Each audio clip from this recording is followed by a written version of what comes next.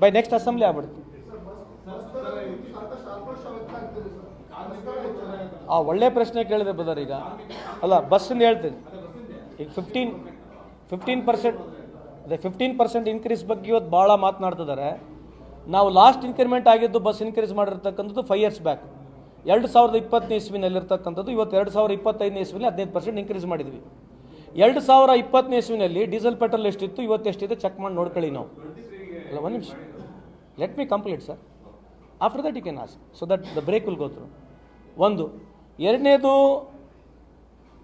ಎಲ್ಲರಿಗಿಂತ important, if you see the entire Karnataka transport system, it is number 1 in the country. ನಮ್ಮಲ್ಲಿ 25,000 ಬಸ್ಗಳಿದ್ದಾವೆ. Tamil Nadu compare ಮಾಡಿದ್ರೆ, Gujarat compare ಮಾಡಿದ್ರೆ, Maharashtra compare ಮಾಡಿದ್ರೆ, even the Maharashtra has got more population than us, they got less number of buses. Even if you go to Tamil Nadu, they got less number of buses. ನಾವು ಇವತ್ತು ಸುಮಾರು ಈ ಹೊಸ ಕಾರ್ಯಕ್ರಮ ಯಾವುದು ಶಕ್ತಿ ಕಾರ್ಯಕ್ರಮ ಆದಮೇಲೆ 30,000 ಟ್ರಿಪ್ ದಿನಕ್ಕೆ ಜಾಸ್ತಿ ಆಗಿದೆ. Today we are ಹೌಲಿಂಗ್ 1,16 lakh people every day, out of which 65 lakh are females. So 65 lakh ಜನಕ್ಕೆ ಫ್ರೀ ಕೊಡ್ತಾ ಇದ್ದೀವಿ. ಅದ್ರ ಜೊತೆಗೆ ಡೀಸೆಲ್ ಪೆಟ್ರೋಲ್ ಜಾಸ್ತಿ ಆಗಿದೆ. ಅದ್ರ ಜೊತೆಗೆ ನಾವು ಬಂದಾದಮೇಲೆ 5,500 ಬಸ್ ಹೊಸದು ಖರೀದಿ ಮಾಡಿದ್ದೀವಿ. 8,000 ಜನಕ್ಕೆ ಹೊಸ ಎಂಪ್ಲಾಯ್ಮೆಂಟ್ ಕೊಟ್ಟಿದ್ದೀವಿ. ಇದೆಲ್ಲ ಸಹಜವಾಗಿ ಮತ್ತು ಇನ್ಕ್ರಿಮೆಂಟ್ ಬೇಕೇ ಬೇಕು. How will this institution survive then? ನಾವು ಮಾಡಿದ್ರೆ ಬಲ ಒದ್ದಾಡ್ತಾರೆ. ಇವ್ರು ಮಾಡಿದ್ರೆ ₹2 ಇರ್ತಕ್ಕಂಥದ್ದು ಪ್ಲಾಟ್ಫಾರ್ಮ್ ಟಿಕೆಟ್ ₹10 ಮಾಡಿದ್ರು, 8 ಟೈಮ್ ಜಾಸ್ತಿ ಆಯ್ತು. ಅದ್ರ ಬಗ್ಗೆ ಏನು ಮಾತಾಡೋದು? ಯಾವ ಮನಮೋಹನ್ ಸಿಂಗ್ ಸರ್ಕಾರ 90,000 ಕೋಟಿ ಸಬ್ಸಿಡಿ ಕೊಡ್ತಾ ಇದ್ದೆ ಫ್ಯೂಲ್ ಮೇಲೆ, ಇವ್ರು 7,000 ಕೋಟಿ ಸಬ್ಸಿಡಿ ಕೊಡ್ತಾ ಇದ್ದಾರೆ. ಇವ್ರು ನಾಳೆ 90,000 ಕೋಟಿ ಸಬ್ಸಿಡಿ ಕೊಟ್ಟರೆ ಫ್ಯೂಲ್ ಮೇಲೆ ಇವತ್ತು ₹20 ರಿಂದ ₹30 ಡೀಸೆಲ್ ಪೆಟ್ರೋಲ್ ಸಿಗ್ತದೆ.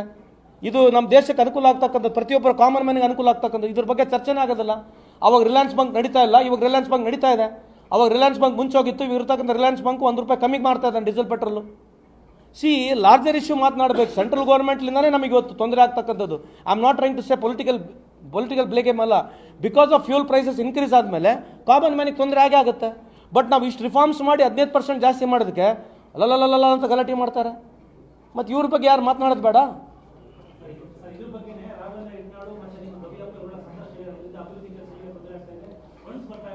ಅದೇ ರೀ, ಕವಿಯಪ್ಪನವರು ಅವ್ರ ವೈಯಕ್ತಿಕ ಅಭಿಪ್ರಾಯ, ಎಲ್ಲರ ಅಭಿಪ್ರಾಯ ಆಗೋದಿಲ್ಲ.